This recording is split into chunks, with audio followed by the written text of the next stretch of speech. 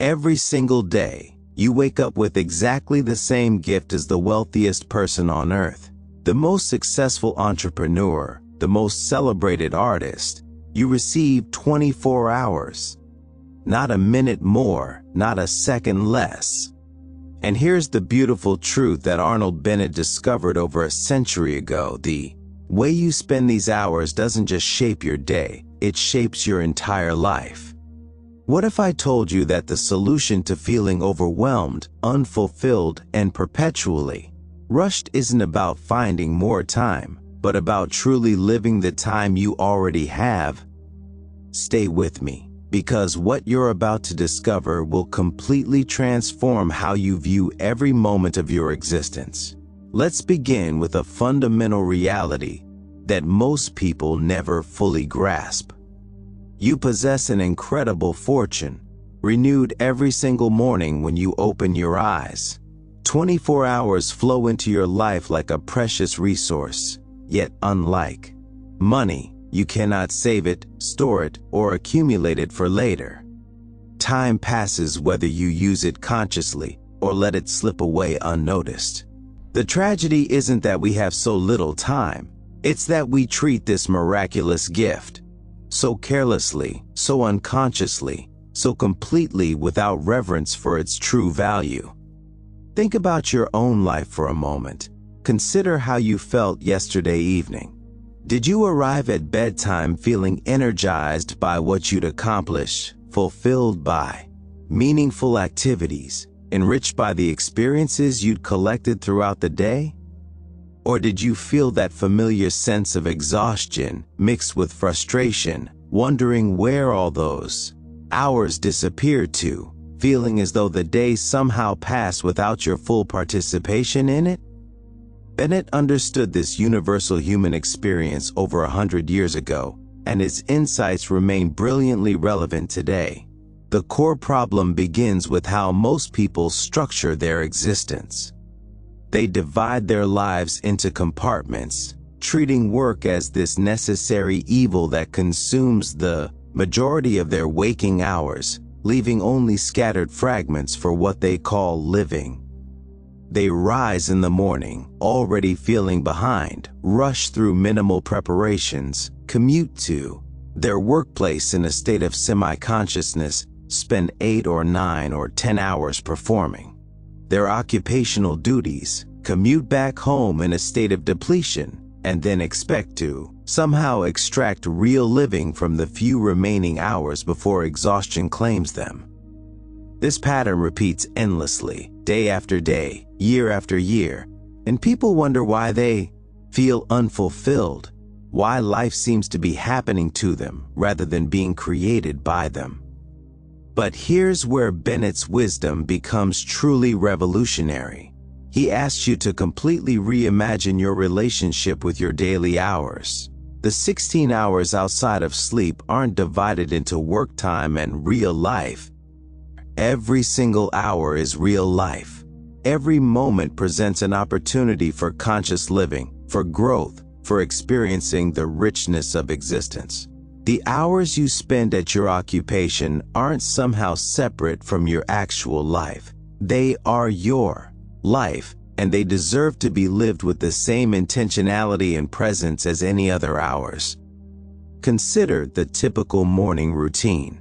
Most people sleepwalk through it, moving through familiar motions with minimal awareness, their minds already racing ahead to anticipated problems at work, or dwelling on yesterday's frustrations.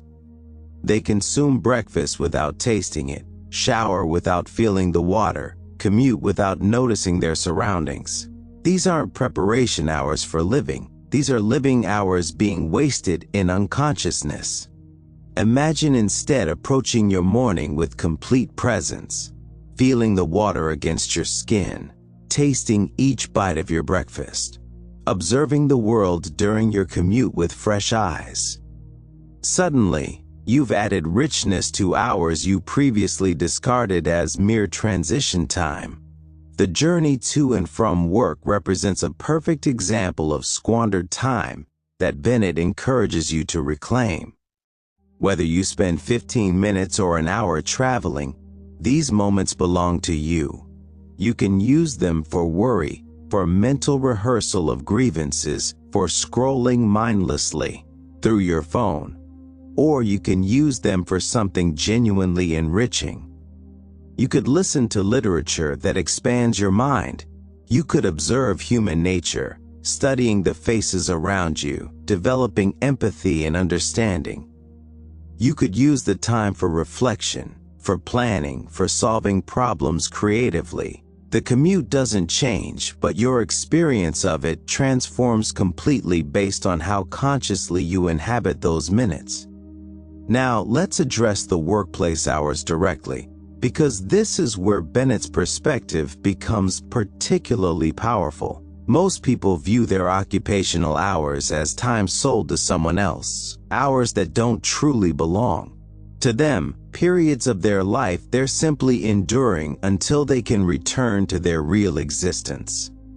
This mindset creates tremendous suffering.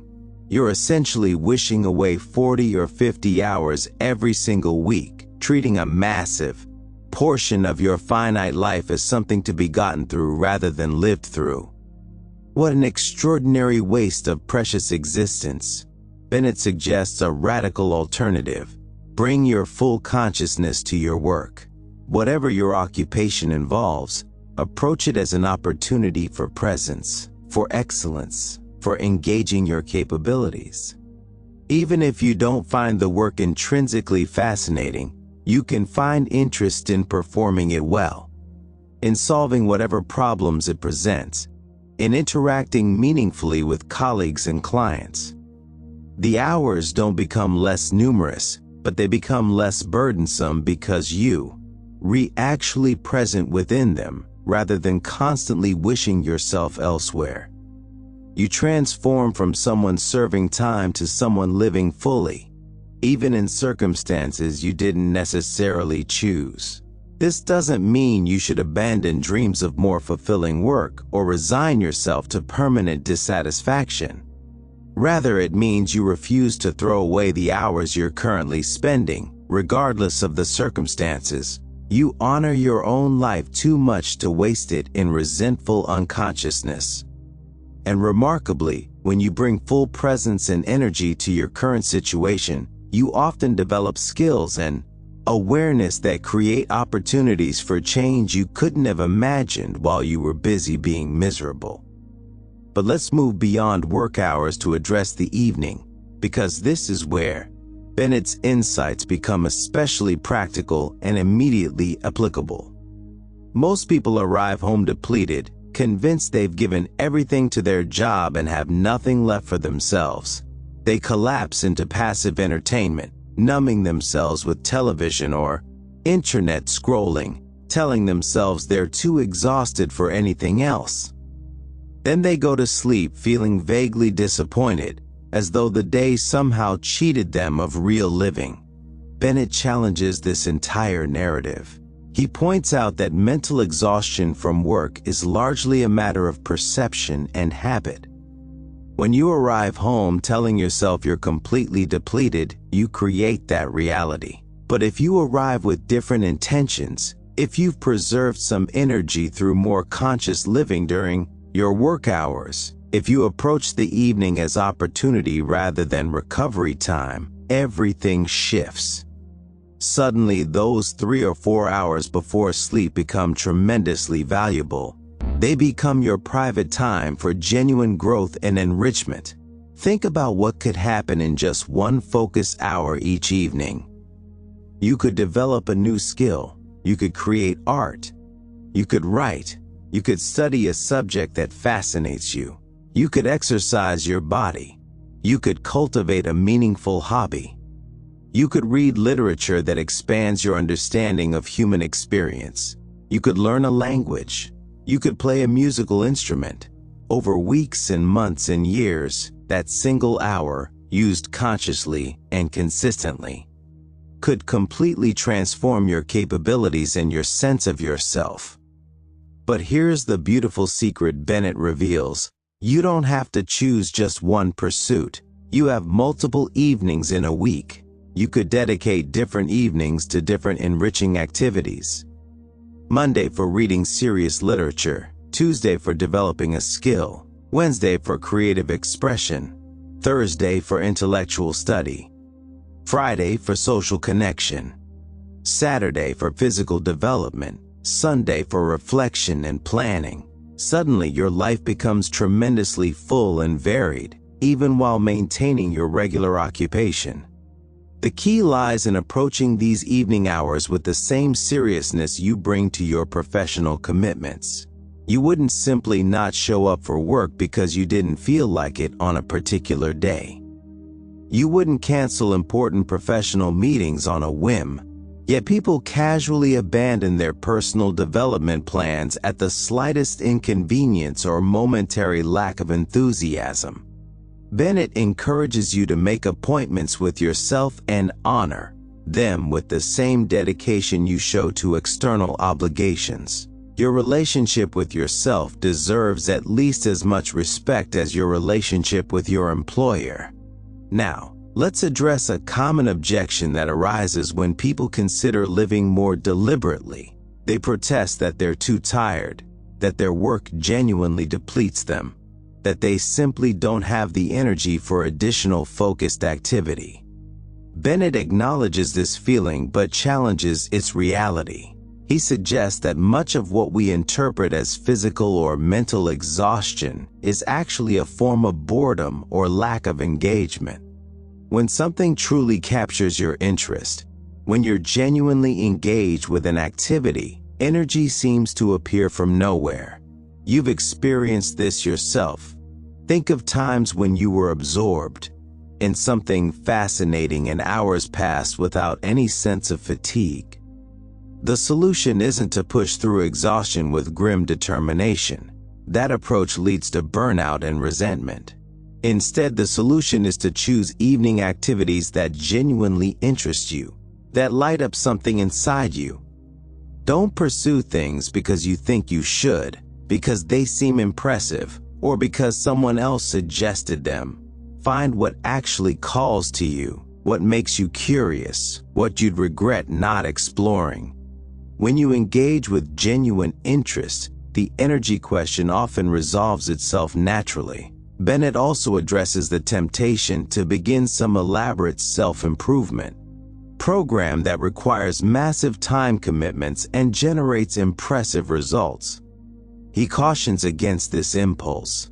The person who decides they'll transform their entire life starting Monday, practicing 3 hours of focused study every evening, usually abandons the effort by Wednesday. The gap between intention and execution creates shame and reinforces the belief that change is impossible. Instead, Bennett recommends starting small. Begin with 3 focused evenings per week, perhaps for just 1 hour each. Make the commitment so reasonable that you can actually fulfill it. Build from success, not from failure. And what about those evenings when you genuinely need rest? When your body and mind require recovery? Bennett doesn't advocate for relentless productivity that ignores legitimate needs. He simply encourages you to distinguish between actual rest and unconscious time wasting. Real rest restores you. It might involve gentle reading, quiet reflection, leisurely conversation, time in nature, or genuine relaxation. Numbing yourself with passive entertainment while scrolling through your phone isn't rest, it's avoidance. It doesn't restore you. You end those evenings feeling just as depleted as when you began, but with several hours irretrievably gone. Consider also the quality of your consciousness throughout your day. Bennett emphasizes that living deliberately doesn't mean maintaining intense focus every single moment from morning until night. That would be exhausting and unsustainable. Instead, it means reducing the amount of time you spend in a sort of mental fog, moving through hours, on autopilot, present to nothing, engaged with nothing, simply waiting for something to happen. Even during necessary routine activities, you can maintain a gentle awareness. a sense of actually being present in your own life. The practice of presence transforms ordinary activities into rich experiences. Washing dishes becomes an opportunity to feel warm water and notice the play of light through soap bubbles. Folding laundry becomes a moment to appreciate clean fabric and practice gentle movements. Walking becomes a chance to feel your body moving through space, to observe your environment, to breathe consciously. None of these activities requires additional time. You're already doing them. But your experience of them shifts dramatically when you bring consciousness to them instead of treating them as annoying obstacles between you and some future moment when real living will supposedly begin. Let's explore the weekend, because this is where many people expect to finally live, only to find that 2 days barely suffice to recover from 5 days of semi-conscious endurance. Bennett suggests that if you've been living more deliberately during your weekdays, your weekends become opportunities for deeper exploration rather than desperate recovery periods. You arrive at Saturday morning with energy and intention rather than depletion and inertia. The weekend offers longer stretches of time for activities that require sustained focus. You could dedicate a Saturday morning to deep study of something challenging. You could spend an afternoon on a creative project. You could take a full day for an adventure that feeds your sense of wonder. You could visit museums, explore nature, engage with art, connect deeply with friends, or pursue any activity that enriches your experience of being alive. The weekend stops being a brief escape from your real life and becomes an integral part of a life that's being fully lived every single day. Bennett also addresses the social dimensions of time. Many people complain about lack of time for friendships and meaningful connections, yet they spend hours in superficial social media interactions or obligatory gatherings that drain rather than energize them. He encourages you to be deliberate about your social time. Choose quality over quantity. Spend focused time with people who matter to you, engaging in real conversation, creating genuine connection. Decline social obligations that don't serve you or anyone else. Your time is too valuable to spend on interactions that leave everyone involved feeling worse. The practice of saying no becomes essential to living deliberately. Every time you say yes to something that doesn't genuinely serve your vision of a well-lived life, you're saying no to something that could. This doesn't mean becoming selfishly rigid or refusing to help others. It means recognizing that your time is finite and precious, and that you honor both yourself and others when you give your time consciously and wholeheartedly, rather than resentfully and half-heartedly. Now, let's address the crucial practice of reflection and planning. Bennett emphasizes that deliberate living requires regular evaluation of how you're actually spending your hours. Most people never truly examine their patterns. They complain about lack of time while spending hours on activities they couldn't even remember the next day.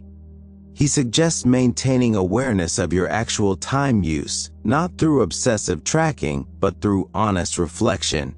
At the end of each day, consider how you spent your hours. Not to judge yourself harshly, but to notice patterns. Are you spending time on what matters to you? Are you living according to your values? Are you moving toward or away from the person you want to become? This reflection naturally leads to planning, but Bennett cautions against rigid schedules that become tyrannical. He's not suggesting you plan every minute of your day.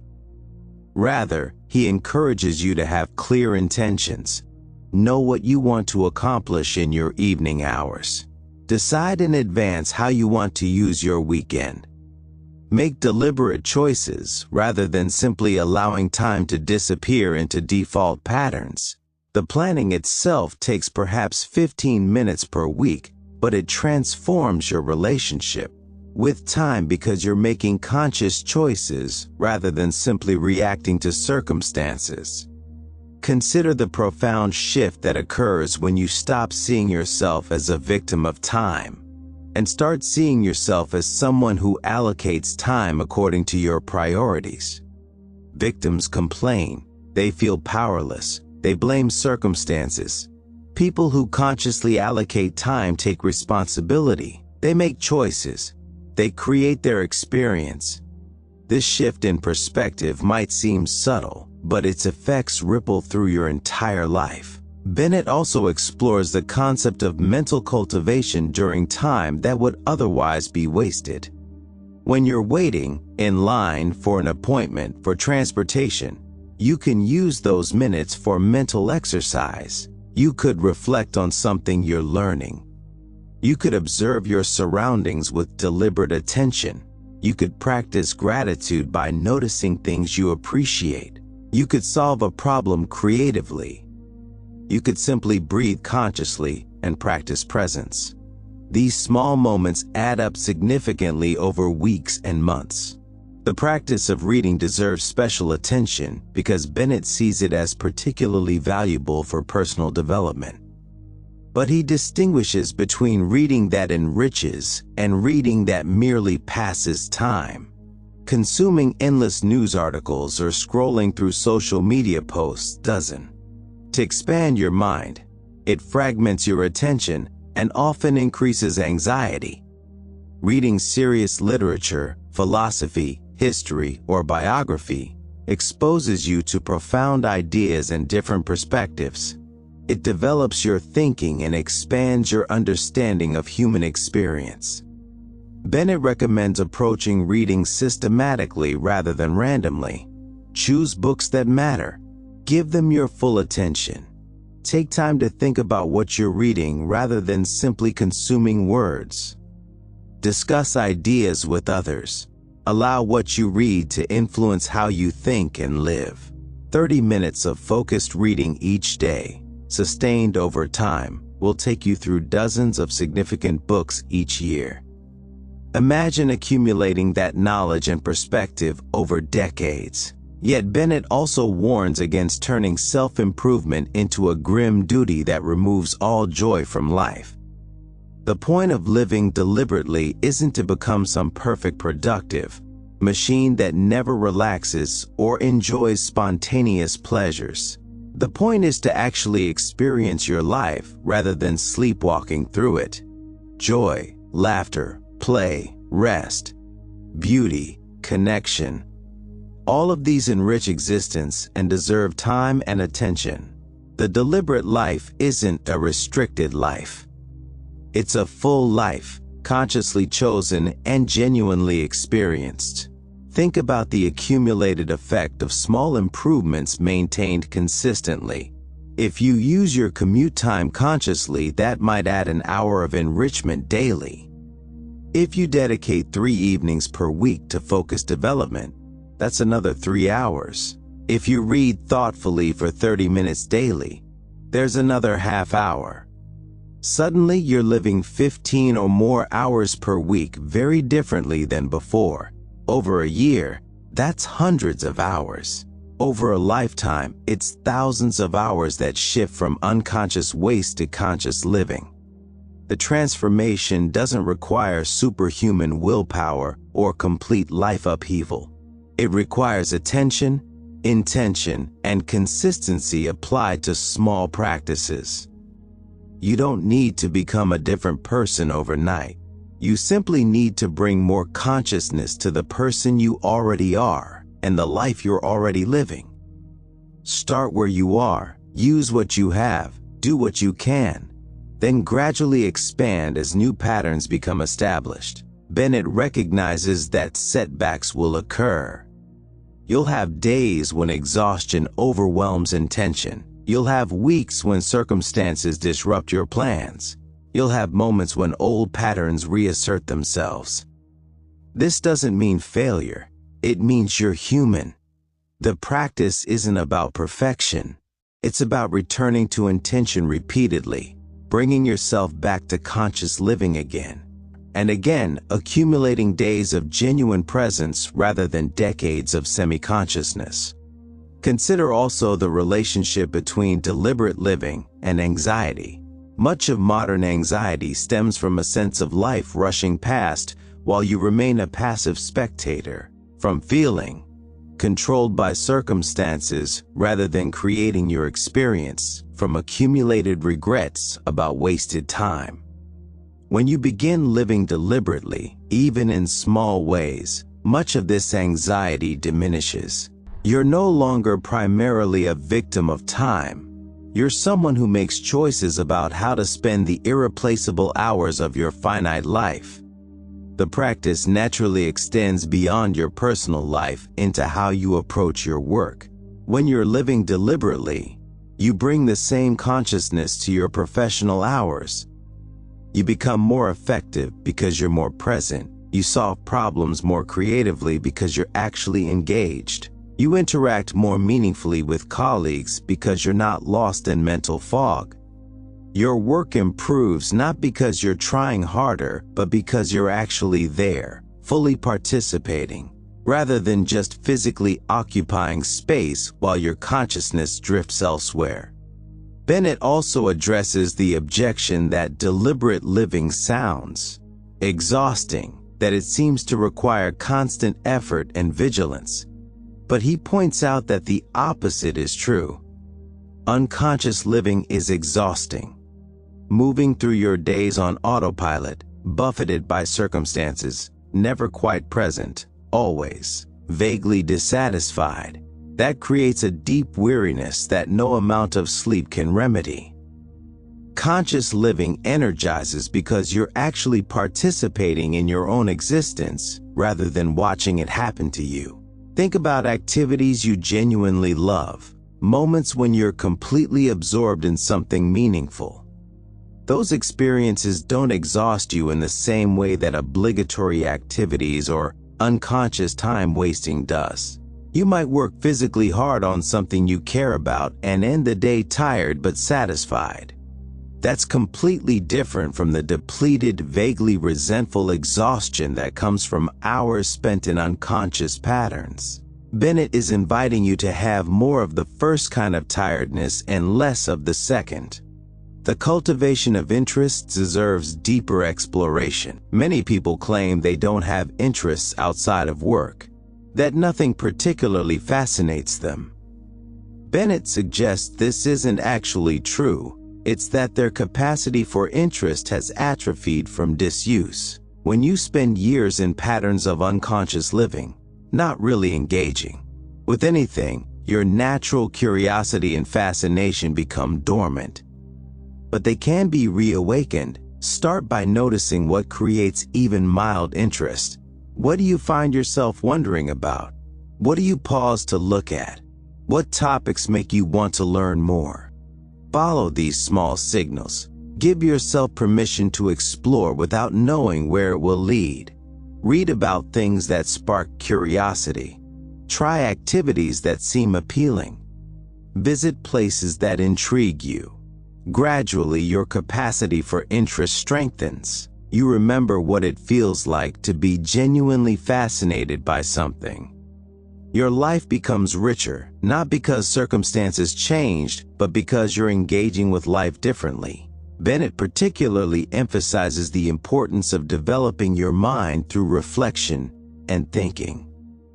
In our current era, this might seem even more crucial than it was in his time. We're constantly bombarded with information, opinions, entertainment, and distractions. The temptation is to simply consume and react, to let your mind be filled with whatever happens to appear on your screen. But this creates a fragmented consciousness incapable of sustained thought or deep understanding. The alternative is to deliberately create time for thinking, not just absorbing information, but actually processing it, considering ideas from multiple angles, drawing connections between different concepts, developing your own perspectives. This requires protecting some time from the constant influx of external stimulation. It means choosing to sit quietly with your thoughts instead of immediately reaching for your phone when any moment of potential boredom appears. You might find this difficult at first. Your mind might rebel, insisting it's boring, demanding stimulation. But gradually, your capacity for reflection deepens. You develop ideas worth developing. You notice connections worth exploring. You become more interesting to yourself and others because you're actually thinking rather than simply absorbing and repeating. The question of balance naturally arises. How do you live deliberately without becoming rigid, without losing spontaneity, without making life feel like an endless series of obligations to yourself? Bennett addresses this by emphasizing that deliberate living serves joy and richness, not duty and restriction. You're not creating elaborate rules to follow grimly. You're making conscious choices about how to spend your irreplaceable time so that you experience more of what makes life worth living. This means remaining flexible. If an unexpected opportunity for genuine connection appears, you don't refuse it because it's not on your schedule. If your body genuinely needs rest, you don't push through because you committed to some activity. If something stops serving you, you change course. The point is consciousness, not rigidity. You're paying attention to your actual experience and making real choices, not following some external template of how you should live. Consider the long view as well. Bennett wants you to imagine yourself at the end of your life, looking back on how you spent your time. Will you feel satisfied with the hours you allocated to various activities? Will you feel you actually lived, or will you feel you mostly waited for living to begin? These questions aren't meant to create anxiety, but to provide perspective. Your daily choices accumulate into your life's shape. Living deliberately means making choices today that your future self will appreciate. The relationship between deliberate living and contentment deserves attention. Many people pursue contentment through external changes, different jobs, different relationships, different circumstances. While circumstances certainly matter, Bennett points out that much dissatisfaction stems from unconscious living. When you're not fully present in your own life, when you're constantly waiting for some future moment, when you're not engaging meaningfully with anything, of course you feel discontent. No external circumstance can satisfy someone who isn't actually present to experience it. Deliberate living creates a foundation for genuine contentment. Not because everything becomes perfect, but because you're actually participating in your life. You're making choices rather than feeling controlled. You're developing yourself rather than stagnating. You're experiencing rather than merely enduring. This creates satisfaction that doesn't depend on everything going your way. Bennett also explores the social benefits of living deliberately. When you're genuinely engaged with your own life and development, you become more interesting to others. You have things to talk about beyond complaints and gossip. You bring energy to interactions because you're not depleted from unconscious living. You contribute meaningfully to others' lives because you have something to offer beyond your own neediness. Your relationships improve not because you're trying harder, but because you're showing up more fully. The practice of gratitude fits naturally into deliberate living. When you're actually present in your life, you notice more things to appreciate: the warmth of morning light, the taste of good food, the pleasure of movement, the gift of a genuine conversation, the satisfaction of learning, the joy of creating. These experiences were always available, but unconscious living makes you blind to them. Conscious presence opens your eyes to the richness already present in ordinary moments. Think about the accumulation of gratitude over time. Each day you notice and appreciate specific things. Over months and years, you develop a profound sense of life's goodness, even amidst challenges. This isn't naive positivity that denies difficulties. It's genuine appreciation that coexists with realistic acknowledgement of problems. You become someone who can hold both grief and gratitude, both struggle and beauty, both challenge and wonder. Bennett encourages you to see deliberate living as an experiment rather than a test. Experiments generate information. Tests create pressure. If you approach these ideas as an experiment, you can try things with curiosity. What happens if I read for 30 minutes each evening? What changes if I bring full presence to my morning routine? How does it feel to dedicate one evening per week to developing a skill? You observe results without harsh judgment. You adjust based on what you learn. You remain flexible and creative rather than becoming rigid and discouraged. The journey itself becomes valuable.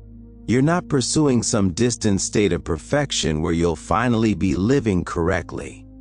You're learning to inhabit your actual life more fully right now. Each day offers new opportunities for presence, new chances for conscious choice, new moments for genuine experience. The accumulation of these days creates a life that feels substantially different from the half-conscious existence most people settle for. Consider specific practices you might implement immediately. Tomorrow morning, you could wake up 15 minutes earlier and spend that time in deliberate preparation for your day. During your commute, you could listen to something genuinely enriching rather than scrolling mindlessly. At work, you could bring full presence to at least one task, executing it with complete attention. During lunch, you could actually taste your food rather than eating mechanically while staring at a screen. On your commute home, you could reflect on your day rather than just numbing out. Tomorrow evening, you could spend one focused hour on something that genuinely interests you rather than defaulting to passive entertainment. None of these practices requires dramatic life changes. You're already doing all these activities. You're simply bringing more consciousness to them, and this consciousness transforms your experience. The same hours become richer. The same life becomes more satisfying. You begin to feel like you're actually living rather than just passing time until death. Bennett's insights about evening routines deserve deeper exploration because this is where most people feel they have the most freedom and the most failure. After work, people arrive home with vague intentions of doing something meaningful, then collapse into patterns of least resistance. The evening passes in a blur of screens and snacking, and bedtime arrives with that familiar sense of disappointment. The alternative requires preparation and intention. Before your evening begins, know what you want to do with it. Have materials ready. Remove obstacles. Make your chosen activity easier to begin than the default pattern. If you want to read, have your book visible and appealing. If you want to create something, have your materials accessible. If you want to exercise, have your clothes laid out. Don't rely on willpower to overcome inertia. Use simple preparation to make better choices easier. Also, create boundaries around your evening time. The world will gladly consume all your hours if you let it. Work emails will continue arriving. News will continue updating. Entertainment options will multiply endlessly. You must consciously protect your time from these infinite demands. Decide when work ends. Limit news consumption. Choose specific entertainment rather than infinite scrolling. Create space for what matters by saying no to what doesn't. The practice of reviewing your day deserves attention as well. Before sleep, spend a few minutes reflecting on how you spent your hours. Not to judge yourself harshly, but to maintain awareness. What did you do well? Where did you slip into unconscious patterns? What would you like to do differently tomorrow? This simple practice maintains your connection to deliberate living. and prevents you from drifting back into complete unconsciousness. Bennett emphasizes that small, consistent practices outperform sporadic, intense efforts. The person who reads 15 minutes daily will transform their mind far more than the person who occasionally reads for hours in desperate binges. The person who exercises 3 times weekly will transform their body more than the person who periodically engages in punishing workouts followed by weeks of inactivity. Consistency matters more than intensity. Sustainable matters more than impressive. This principle applies to all areas of deliberate living. Don't try to revolutionize everything simultaneously. Choose 1 or 2 practices and establish them firmly. Then gradually add others. Build a life of conscious choices, one small practice at a time. The accumulation becomes profound, but the process remains manageable.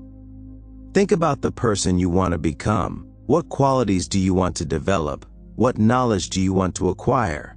What experiences do you want to have? What will you need to create the life you actually want? Deliberate living means spending your hours in ways that move you toward this vision rather than away from it. Not grimly, not joylessly, but consciously and consistently. Bennett also addresses the fear that living deliberately will make life feel like work, that it will remove spontaneity and pleasure. But consider the opposite. Unconscious living doesn't actually feel free. It feels constrained by habits you didn't choose, trapped in patterns you don't enjoy, pushed around by circumstances and impulses. Deliberate living creates real freedom because you're making actual choices. You're consciously deciding how to spend your irreplaceable hours rather than simply defaulting to whatever happens. The cultivation of presence transforms even necessary tasks. You have to do certain things regardless: personal care, household maintenance, meal preparation, basic organization. These activities can feel like obstacles to real living, annoying necessities to rush through. Or they can become opportunities for presence, for experiencing the simple pleasure of caring for yourself and your environment. The tasks themselves don't change, but your experience of them shifts dramatically based on the consciousness you bring. Consider meal preparation as an example. You can view cooking as an annoying chore to complete as quickly as possible so you can get to something else. Or you can view it as an opportunity to engage your senses, to practice skill, to create something nourishing, to experience the pleasure of transformation as ingredients become a meal. Same activity, completely different experience, determined entirely by presence or absence of consciousness. This principle extends to every necessary activity in your life. Cleaning can be meditation in motion. Organizing can be thoughtful curation. Exercise can be celebration of your body's capabilities. Even mundane tasks become richer when you're actually present within them, rather than treating them as obstacles to endure. Bennett wants you to understand that deliberate living isn't about perfection or optimization. You're not trying to squeeze maximum productivity from every moment. You're trying to actually inhabit your own life, to be present for your own existence, to make conscious choices about how you spend your finite time. This is fundamentally different from the frantic pursuit of efficiency that characterizes much modern self-improvement advice. The goal isn't to do more things. The goal is to actually experience what you're already doing, to bring consciousness to the hours you're already spending, to make deliberate choices rather than simply following default patterns, to accumulate days of genuine presence rather than years of semi-consciousness, to arrive at the end of your life feeling you actually lived rather than feeling you mostly waited. Think about beginning this practice right now, today, with this very hour. You don't need to wait for Monday or January or some mythical moment when circumstances align perfectly. You have this hour. You can bring full consciousness to it. You can make a deliberate choice about how to spend it. You can practice presence right now. This moment is your opportunity, and it won't return. As we move toward the conclusion of this exploration, consider implementing just one practice immediately. Perhaps you'll dedicate tomorrow evening to something genuinely enriching. Perhaps you'll bring full presence to your morning routine tomorrow. Perhaps you'll use your next commute consciously. Choose something specific and achievable. Begin establishing the pattern of deliberate choice rather than unconscious default. Remember that change happens gradually through accumulated small practices, not through dramatic gestures that quickly fade. Be patient with yourself. Be consistent. Keep returning to intention even when you slip into old patterns. Over weeks and months, you'll notice significant shifts in your experience of life. You'll feel more present, more engaged, more satisfied. You'll look back on your days with the sense of having actually lived them rather than having merely endured them.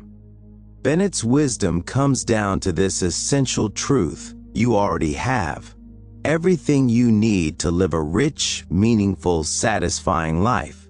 You have time, 24 hours daily, renewed every morning. You have consciousness, the ability to choose how you spend those hours. You have interests waiting to be cultivated, capabilities waiting to be developed, experiences waiting to be had. Nothing external needs to change before you can begin living deliberately. You simply need to bring consciousness to the life you're already living. The transformation from unconscious to conscious living isn't always comfortable. Old patterns resist change. Discomfort arises when you try to establish new practices. Your mind generates countless excuses for returning to familiar defaults. This is normal and expected. The practice is to notice these resistances without letting them control your choices. Acknowledge the discomfort and act deliberately anyway. Over time, new patterns become familiar, and conscious living becomes your new default. Think about the legacy you're creating through your daily choices. Not legacy in terms of what others will remember, but legacy in terms of the life you'll have actually lived. Each day you live deliberately, you're adding to an accumulation of genuine experience. Each day you live unconsciously, you're adding to an accumulation of wasted time. The choice is yours, made fresh every morning, reinforced throughout the day, reflected upon each evening.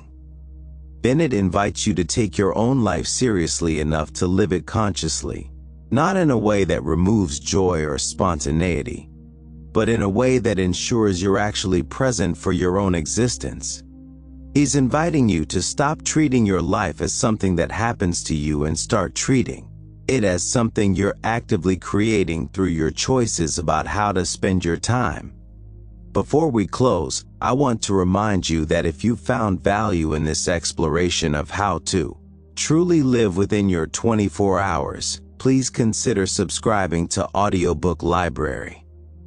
Hit that like button, share this with someone who needs to hear it, and turn on notifications so you never miss our content.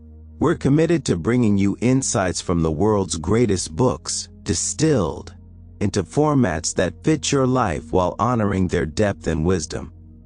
As you move forward from this moment, carry with you the understanding that your life isn't something that will begin later, when circumstances improve, when you have more time, when you feel more ready. Your life is happening right now, hour by hour, day by day. These hours are your life.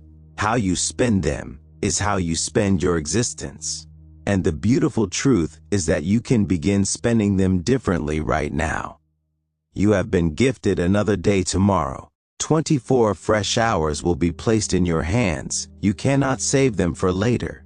You cannot store them for when you feel more prepared. You can only spend them and they will be spent whether consciously or unconsciously. Choose consciousness, choose presence, choose deliberate living, not perfectly, not rigidly, not joylessly, but genuinely and consistently. Your life is precious beyond measure. Every hour matters.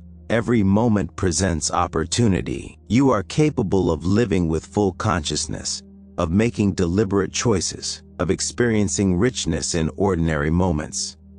You are worthy of actually inhabiting your own existence rather than sleepwalking through it. Begin today. Begin now. Begin with this very hour. The path to a fully lived life doesn't require dramatic external changes. It requires bringing consciousness to the life you're already living. It requires making deliberate choices rather than following unconscious defaults.